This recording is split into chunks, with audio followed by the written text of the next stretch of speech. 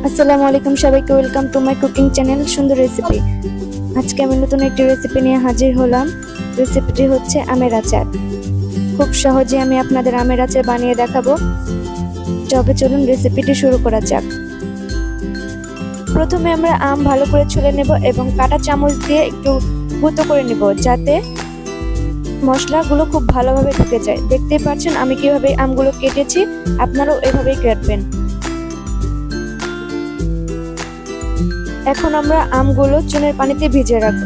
প্রথমে একটি বলে আমরা পানি নিয়ে নিব।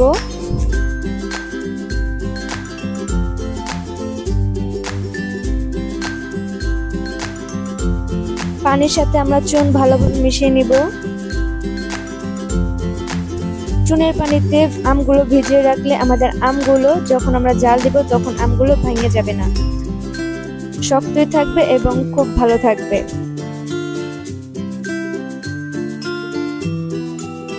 দেখতেই পাচ্ছেন আমরা পানির সাথে চুন খুব ভালোভাবে মিশিয়ে নিয়েছি। এখন আমরা আমগুলো দিয়ে দিব। আমি আমগুলো দিয়ে সারা রাতের জন্য ভিজিয়ে রাখবো। আপনারা চাইলে 5 থেকে 6 ঘন্টা ভিজিয়ে রাখলেও পারবেন। এখন আমরা সারা রাতের জন্য ছেড়ে দিব আমগুলো।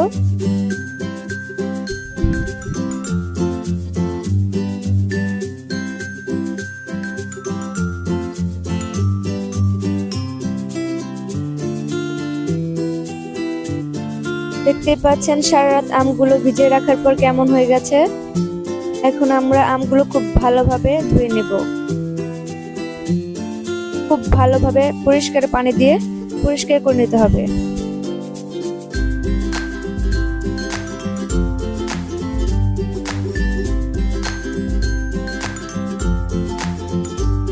আমরা খুব ভালোভাবে আমগুলো পরিষ্কার করে নেব।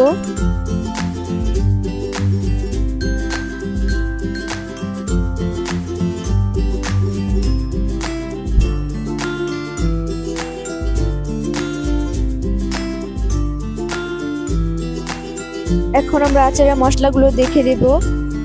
মরিচের গুঁড়া, হলুদের গুঁড়া, জিরা গুঁড়া এবং ধনিয়া গুঁড়া দিয়ে দিব। এখন আমরা কড়াইয়ে পরিমাণ মতো সরিষার তেল দিয়ে দিব।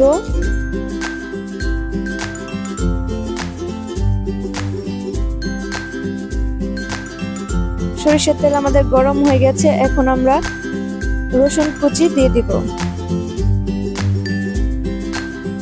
এখন আমরা খুব ভালোভাবে ভেজে নেব।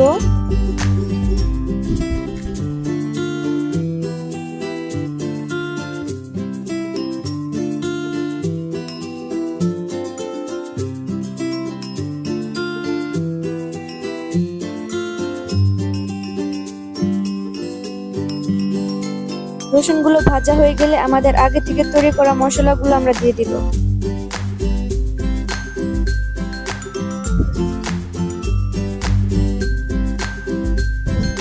এখন আমাদের আগে থেকে কেটে রাখা আমগুলো দিয়ে দিব। দিয়ে খুব ভালোভাবে মিক্স করে নিব।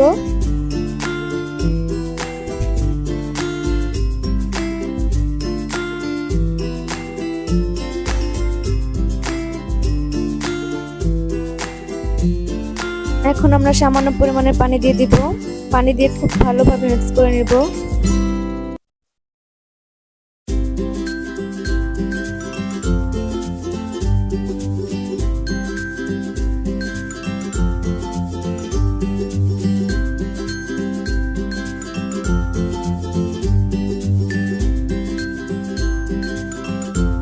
খুব ভালোভাবে নাড়াচাড়া করে নিতে হবে।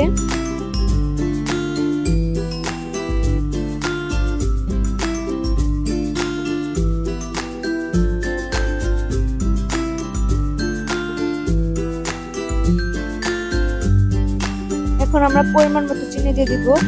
আপনারা চাইলে চিনি বাড়িয়ে বা কমিয়ে দিতে পারেন।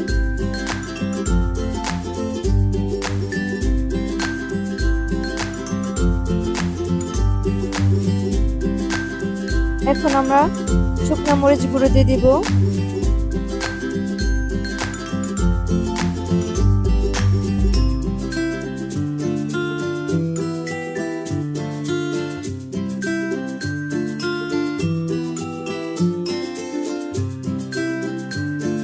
দেখতে পাচ্ছেন পানি উঠেছে, এই পানি দিয়ে আমাদের আমগুলো সেদ্ধ হয়ে যাবে।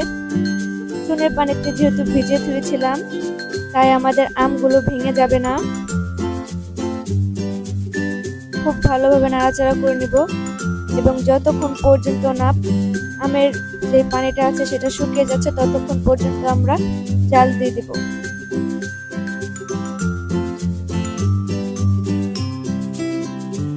অনবরত নাড়াচাড়া করতেই থাকবো যাতে নিচে লেগে না যায়।